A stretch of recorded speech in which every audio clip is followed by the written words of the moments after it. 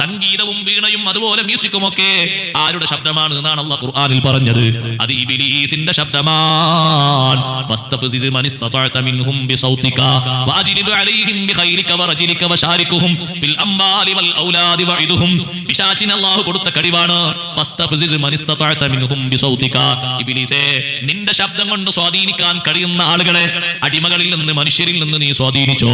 നല്ല വഴിയിൽ നിന്ന് അനാവശ്യ വഴിയിലേക്ക് നീ അവരെ പുറപ്പെടുവിച്ചോ. വസ്തഫ്സിസ് മൻ ഇസ്തതഅത മിൻഹും ബിസൗതിക. നിന്റെ ശബ്ദം കൊണ്ട് എന്ന് പറഞ്ഞില്ലേ? ഏതാണ് ഇബ്ലീസിന്റെ ശബ്ദം? ഞാൻ എന്റെ വക പറയുന്നില്ല. ഇക്രിമ റളിയല്ലാഹു അൻഹു തഫ്സീർ പറയട്ടെ, മുജാഹിദ് റളിയല്ലാഹു അൻഹു തഫ്സീർ പറയട്ടെ. അൽ ഗനാഉ വൽ മസാമീർ, സംഗീതവും മ്യൂസിക്കും വീണവിളിയും അതുപോലെയുള്ള ശബ്ദകോശങ്ങളുമാണ് ചെറുപ്പക്കാരാ ഇബ്ലീസിന്റെ വലയിലാ നീ കുടുങ്ങിയിരിക്കുന്നത്.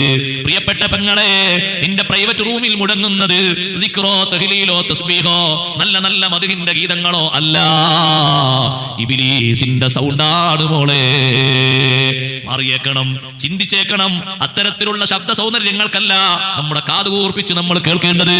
വല്ലദീനഹും അനിൽ ലഗ്വി മുഅ്രിദൂൻ, അനാവശ്യ ശബ്ദകോശങ്ങളിൽ നിന്ന്, അനാവശ്യ സംസാരങ്ങളിൽ നിന്ന്, അനാവശ്യ ചെയ്തികളിൽ നിന്ന്, അനാവശ്യ ദർശനങ്ങളിൽ നിന്ന് മുഅ്രിദൂൻ, പാടെ മാറി നിൽക്കുന്നവരാണ്.